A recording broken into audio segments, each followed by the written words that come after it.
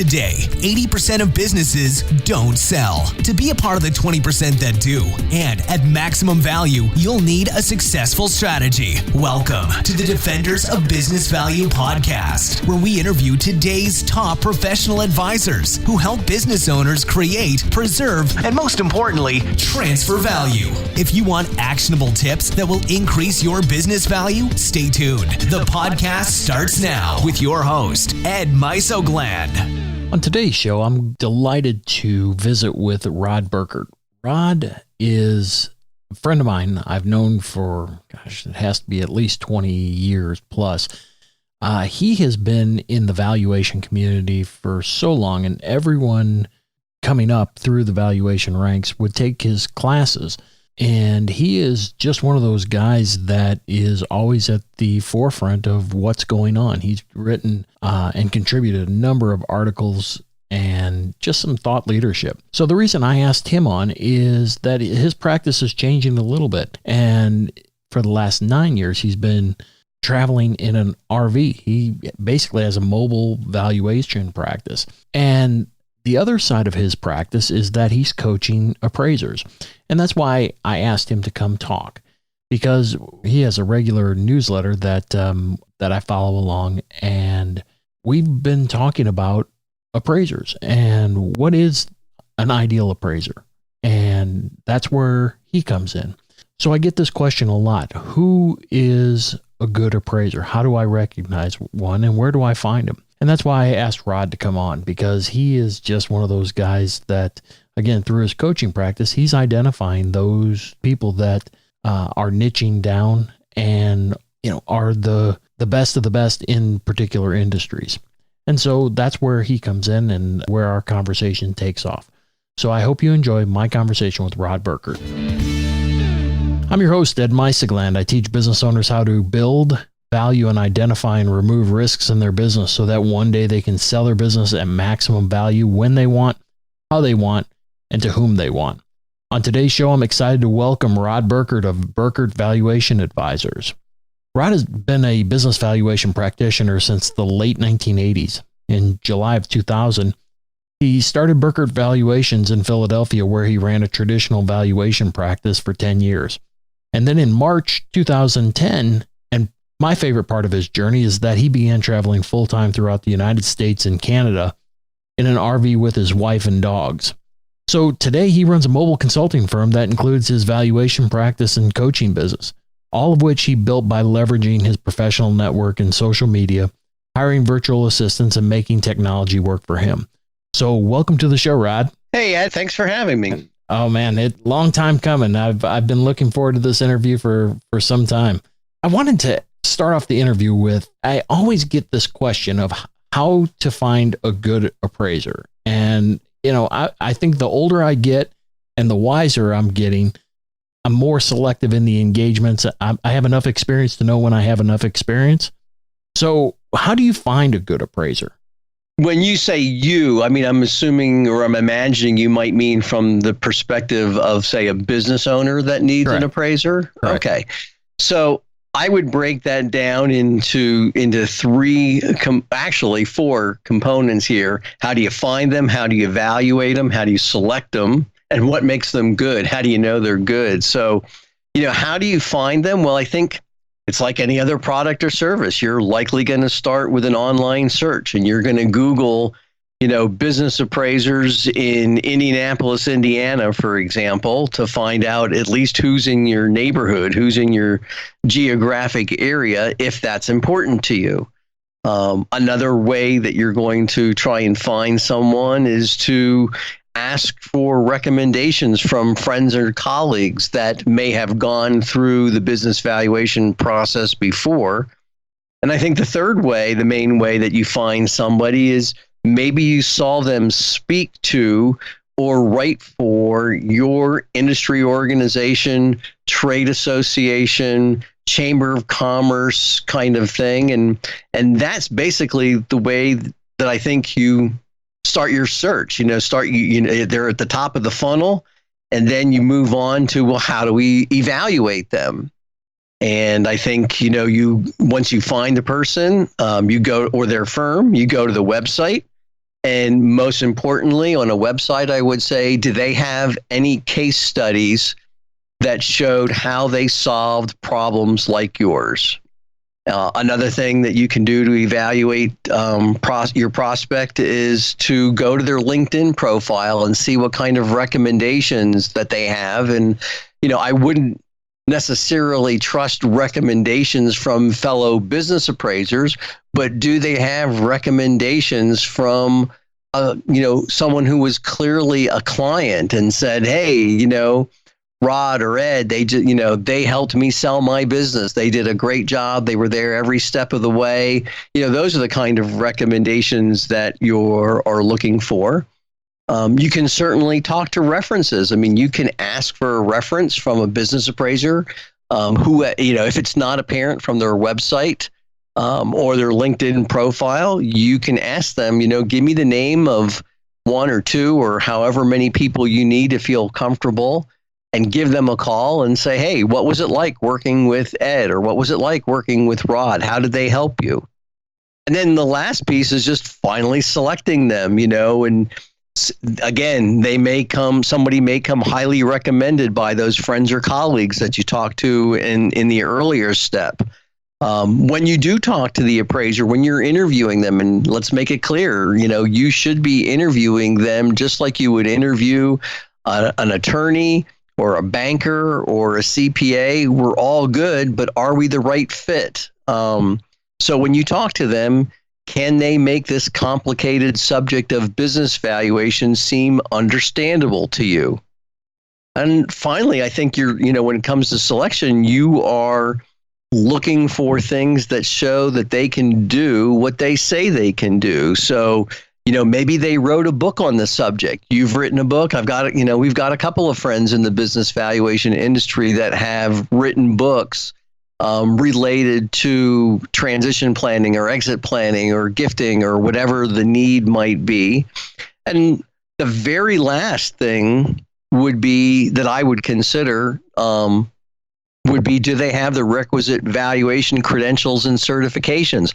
I personally don't think a credential or certification will make a good appraiser great for you, but at least you know that if they have these certifications or credentials, they went through some kind of minimum training to earn that credential.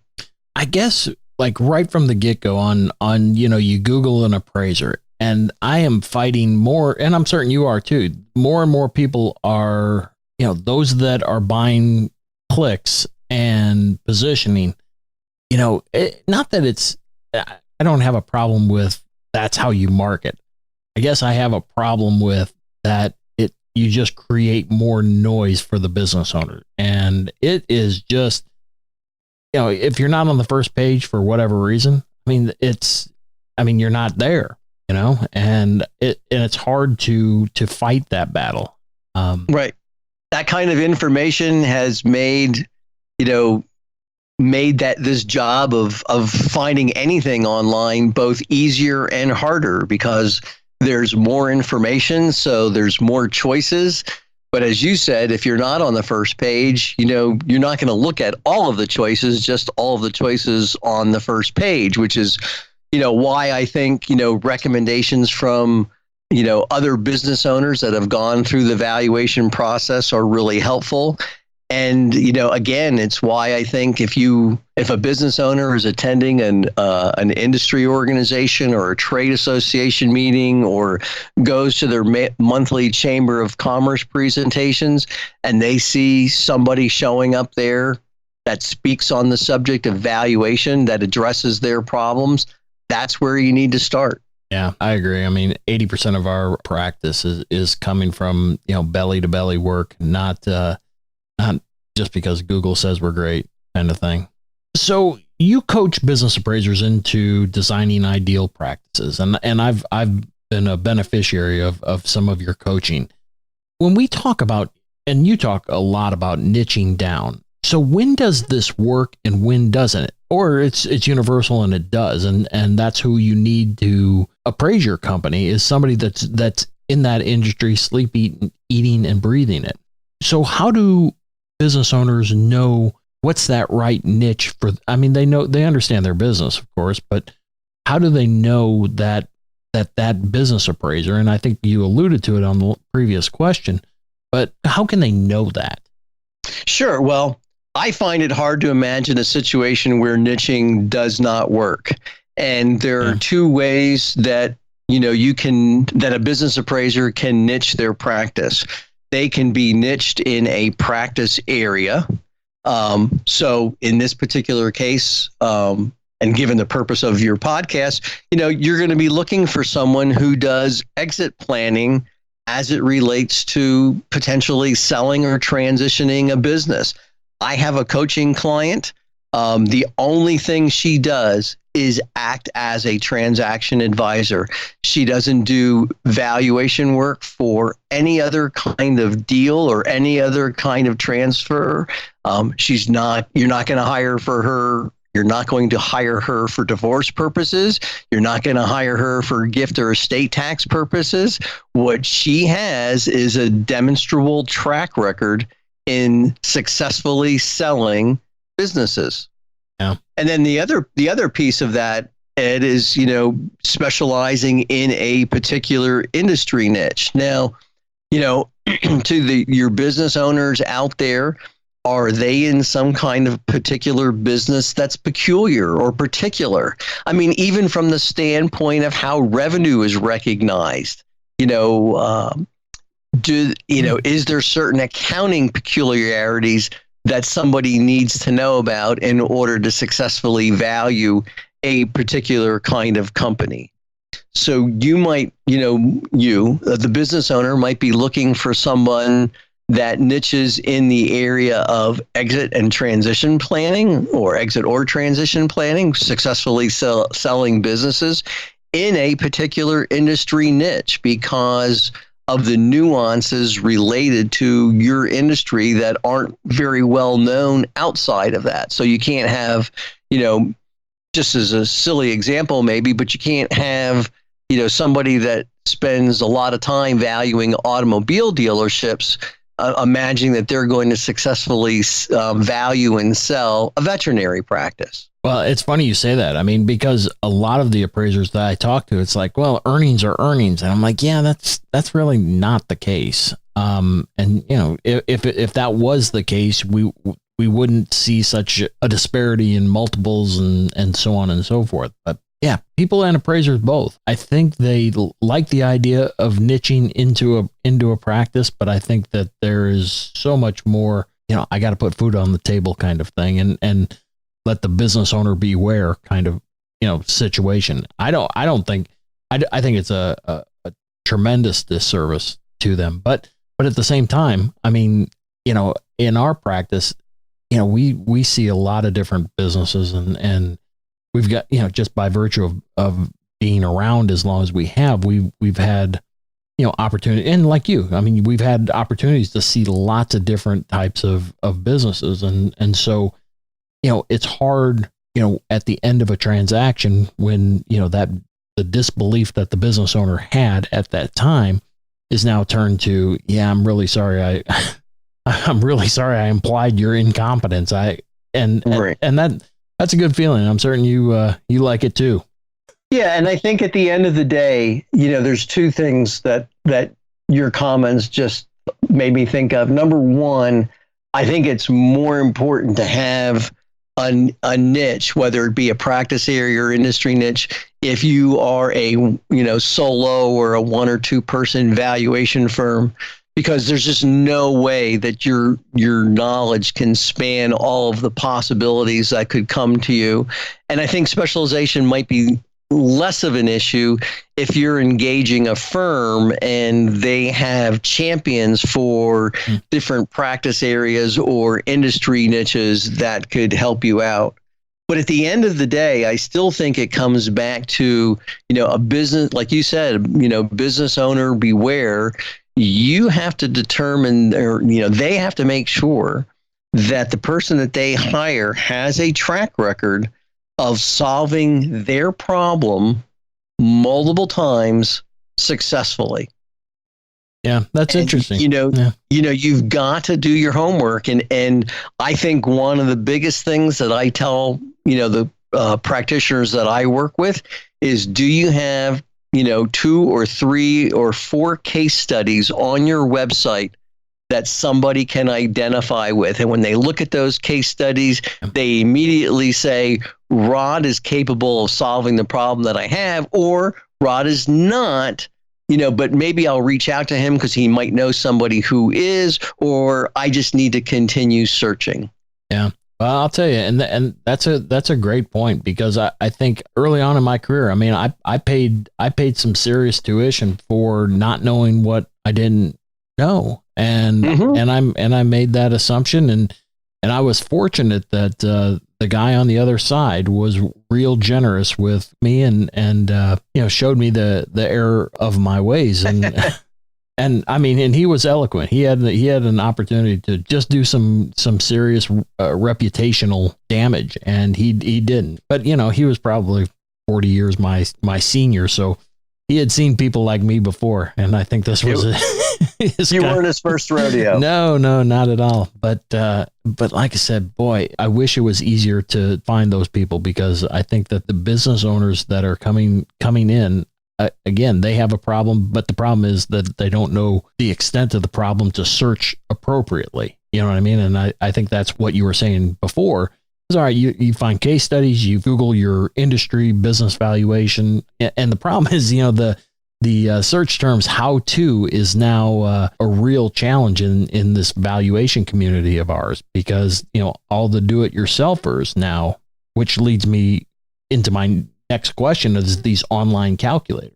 And you and I both have, just a disdain for commoditizing the industry, and good on them, because I mean, they're taking advantage of something that we should be doing, but this isn't going away. So I guess, if I'm a business owner, I mean, what makes me not want to say, all right, I'll save the money, and I get this number, and I get it in about, 40 seconds after I fill out, their questions. So what makes me want to do that? Yeah, I've got some pros and cons, and I don't know if I have an answer. But let me just tell you what my thoughts are on what your question is. Because, first of all, there is no guarantee that a, $10,000 or $15,000 professionally prepared report is going to produce a more accurate value than an online calculator.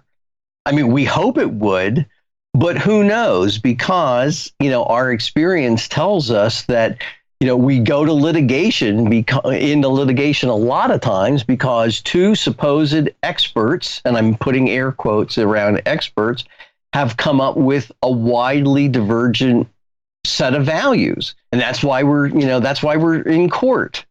And, so there is no guarantee that an online calculator won't produce a good result or a close result. And I think that is part of the problem, because the business owner, many times, from what I've seen, Ed, you can corroborate this or not, but many times I feel like the business owner is being guided by their trusted advisor, an attorney, a banker, a CPA, and they're saying, hey, this online calculator is good enough. For what you need, it is good enough.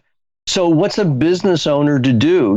Risk, at one end of the spectrum, there is a free or near free solution.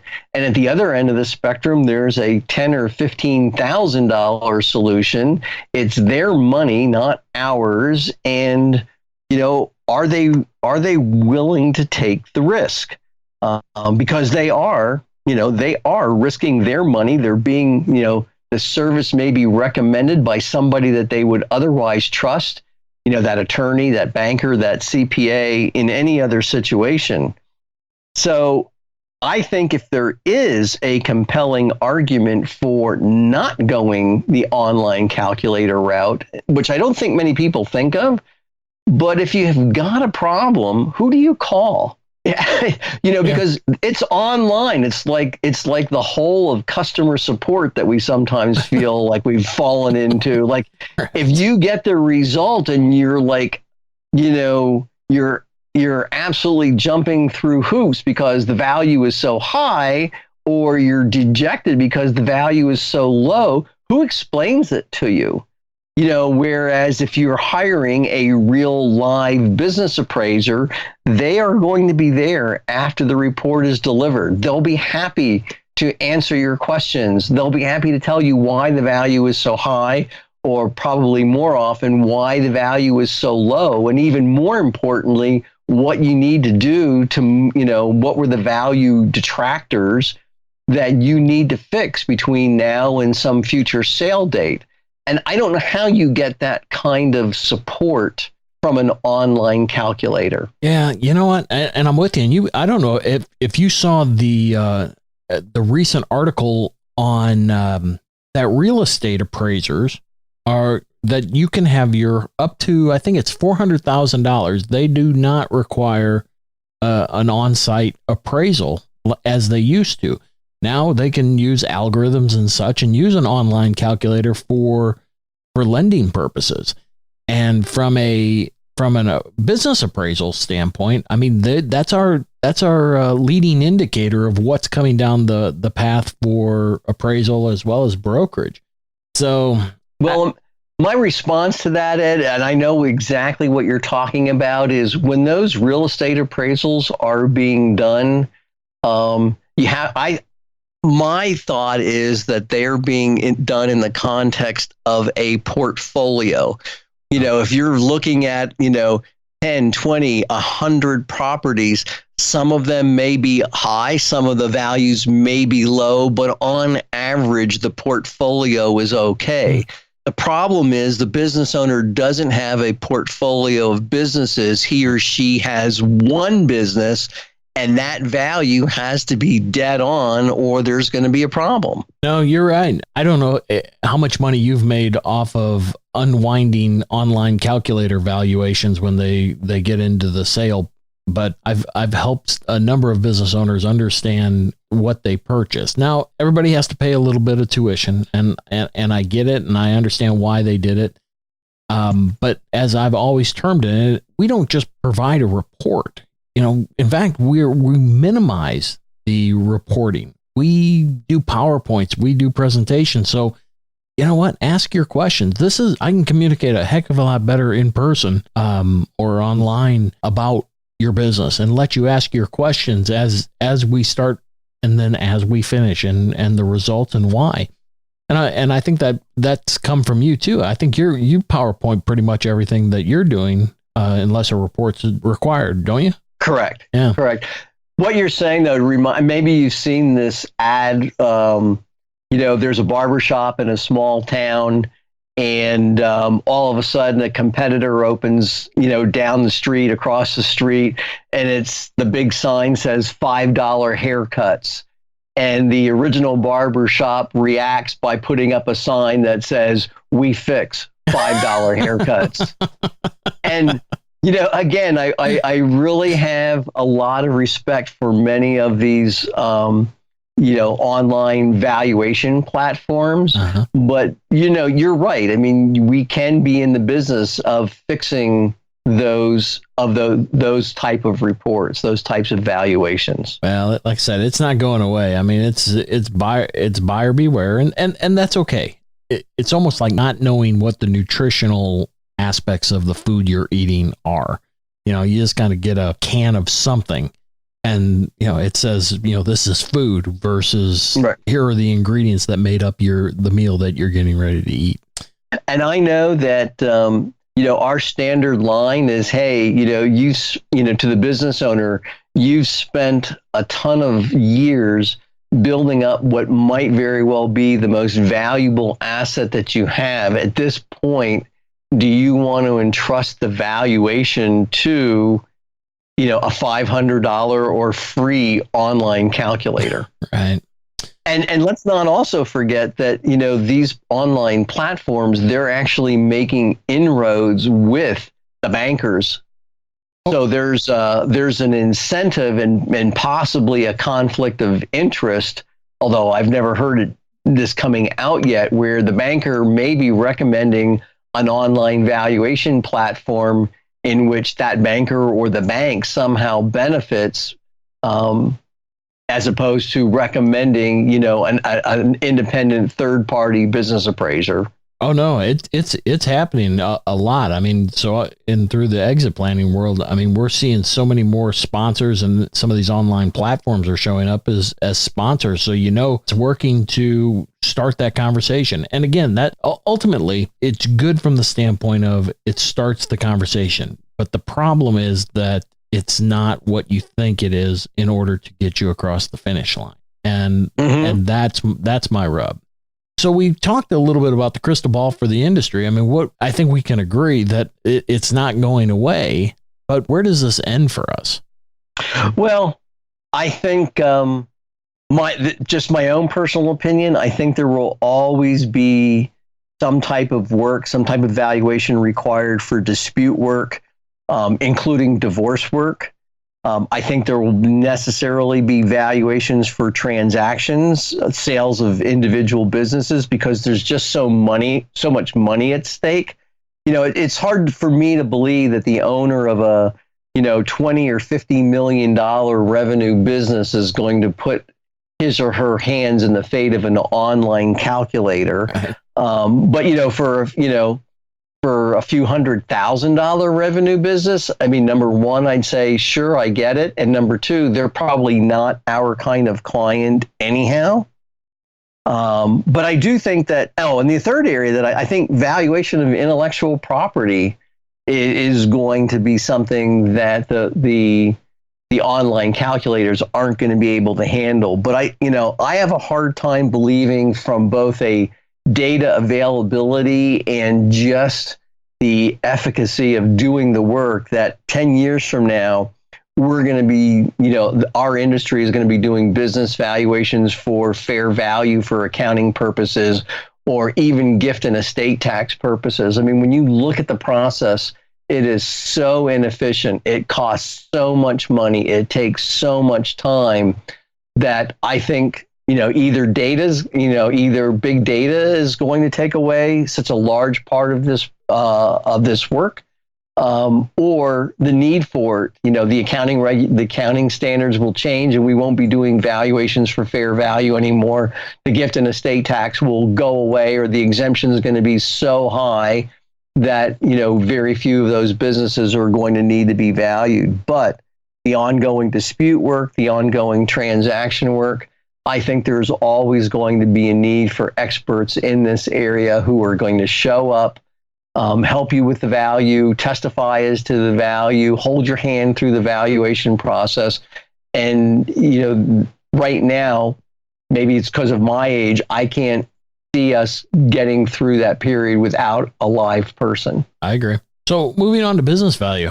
What are the habits that a business owner must do to increase their business value? Well, I think Chris Mercer has a concept that was either in a book or he's written some blog posts about it. But, if you have a portfolio of investment assets that you place with an asset manager, normally that asset manager charges 1% to 2% of the total assets under management to make sure, and you happily pay that, knowing that somebody is looking out for you.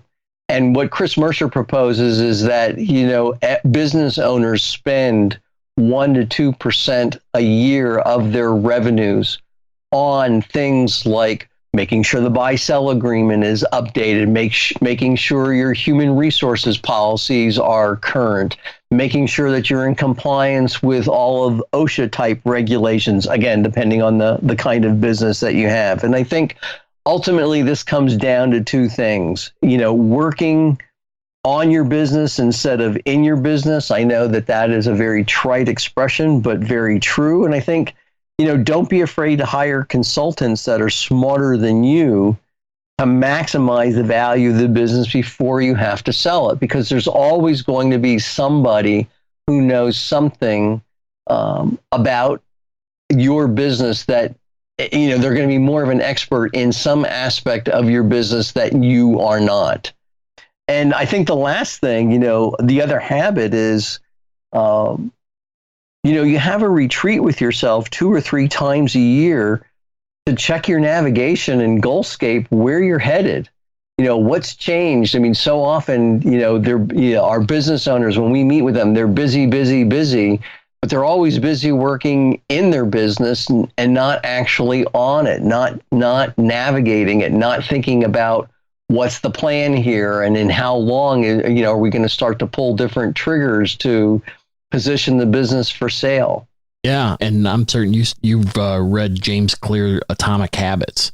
Mm-hmm. And, just doing that one thing, and it doesn't have to be long, or take a lot of time, but just picking one thing and just start down that path, whether it's blocking 10 minutes or even 5 minutes, and just start there. So yeah, I'm with you, and I'm big on quarterly retreats. I had one just this past Friday, doing the same thing, kind of figuring out where this is heading and where we can add the greatest value. So talk about your practice. I mean, we've been talking about what's going on in the valuation community, but what are you doing? What's your sweet spot? Where are you going from here? Well, I've been doing valuations in what I tell people in one way, shape, or form since the mid to late 1980s. I've had my own practice since 2000. So I guess, July of, I just celebrated 19 years of being a solo practitioner. And my practice almost from the beginning has been targeted towards tax purpose valuation. So gift and estate taxes, charitable contribution, S corporation elections, primarily for manufacturers and distributors. And that's because part of my career was spent working for a Fortune 500 specialty steel manufacturer. And I held some different positions in that Fortune 500 company that allowed me to get out into the mill with a hard hat and steel tip shoes and see how the steel was produced and understand manufacturing lineups, to putting together marketing plans for the product managers that actually had to sell the steel, to ultimately working in the financial reporting area so that we could report the results of selling the steel. So, I've always had either a sweet spot or a weak spot for manufacturers and distributors. It's what I understand. I know the lingo. Early on in my career, business owners would tell me that, it was clear from the way that I talked to them that I really understood their business. I've never done ESOPs. I've never done healthcare. I've never done fair value for financial reporting because, I believe in my own philosophy of having a niche and sticking to it. As these business owners are listening to you, I mean, are you taking on clients, or what does your avatar look like that would immediately you would recognize as a good fit? Obviously, manufacturing. That's it. I mean, okay. That's my specialty. I would love to be able to say, if you need me to help you sell your business, but I would recommend you instead. I mean, that's not it's within my wheelhouse to help do that, but it's not my specialty. So for example, going back to one of our earlier questions about how do you pick somebody, what's your problem? What are you trying to accomplish? Are you looking for an appraiser to just value the business and walk away? Do you want somebody to help with the negotiations, someone to help with the due diligence, someone that's going to, like I said, negotiate terms and conditions, actually take you to closing? That's not me. I'm going to be the person that walks out the door after the valuation is done. I suspect somebody like you and your firm is the whole soup to nuts from valuation to closing that somebody could be looking for. Yeah. Go back to that old Clint Eastwood movie, Ed. A man's got to know his limitations. And I know mine, and I've never been sued and for malpractice or errors and omissions of any kind. And part of that reasoning is I stick to my knitting, and I really enjoy valuing the manufacturers and distributors. Yeah, and you're certainly known throughout the community of just that niche and doing it that well. I want to be sensitive to your time. So my final question is that I think people would be shocked to learn that you've been traveling, for nearly 10 years in an RV. And so you have a mobile consulting practice out there. So can you talk a little bit about what's it like living on the road for all of us envious people?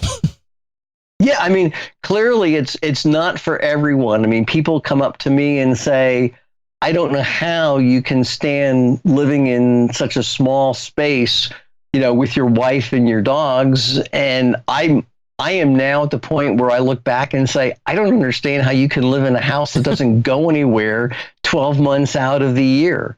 We follow the weather. I mean, that's primarily our goal. I mean, there's different places and things that we want to see, but it's all governed by weather. So, in the winter time for the United States, we head south, and in the summertime, we head north. And, you're traversing east and west as you go, and you see the different things, and it works for us. I mean, I will tell you that, like you said, we've been doing it for almost 10 years. The available tools and technology are huge enablers. Even when we got started 10 years ago, internet was always a crapshoot. I mean, we might pull up in front of the most beautiful spot that you could ever imagine to point the RV at to see a sunrise or a sunset. My immediate reaction was to pull up my cell phone and see how many bars of service that I had. Today, you don't do that anymore. I mean, you can get internet almost everywhere. And, recently I posted a picture of where we are. And, we are outside of Hot Springs, South Dakota. Hot Springs is south of Custer, south of Rapid City. We are looking out on the most beautiful reservoir, and just out of sight of the photo that I took was a Verizon tower. I mean, we're kind of pretty far removed. It takes us an hour to drive up to the nearest big city, which is Rapid City, and we've got killer internet. And that, so for phone and for the computers, that's really the main thing that you need to be in. For a service business like mine, that's the main thing you need to have to be in business today. And, as the networks get more and more filled out, it's just easier and easier to do. Yeah. Well, one quote that resonates with me based on what you just said was that homes are graves for the living. And I don't know who said it, but I saw it and I wrote it down. I can't remember whether it was Tim Ferriss or one of those podcasts that I listened to that they were saying that. So yeah, man, I'm certainly envious of what you're doing. Yeah, I mean, and again, it's not for everyone, but it is what I tell people. It's our cup of tea. We imagined it into reality, but many people think, they have what I call their RV equivalent of a cup of tea, and what's holding them back from doing that, because life is short. Even if you're a business owner, life is short. You can run a business from just about anywhere. If you have a goal or a dream that's not truly business related, how can you possibly think yourself into doing both at the same time? Right. Well, like I said, I want to be sensitive to the time. So my final question is, what's the best way we can connect with you? Yeah. So my website is rodburkert.com. And so the email is just rod@rodburkert.com. And if you are a hanger out on LinkedIn, you'll also find me there. I'm really active on LinkedIn, so you can message me and you'll be sure to get a response. So email, website, and LinkedIn, 3 best ways. Got it. So I'll make sure that we have links in the show notes to everywhere that you're hanging out, so it's easy to find you. So, Rod, thank you for being a defender of business value and being so generous with your time and experiences to help business owners maximize their value. I hope you'll come back soon and visit some more. Love to come back. You just let me know when or where, and I'll make myself available. Right on. Well, thanks so much, and safe travels. All right. Take care, Ed. Thank you. Thank you for joining the Defenders of Business Value podcast. If you're preparing your business for sale, visit LegacyTransitionAdvisors.com or text EXIT to 35893 to begin your journey to maximum saleable value. If you want more episodes packed with strategies to transfer maximum value in your business, visit DefendersOfBusinessValue.com. Better yet, subscribe now so you don't miss the future episodes. This program is copyright Legacy Transition Advisors, LLC. All rights reserved.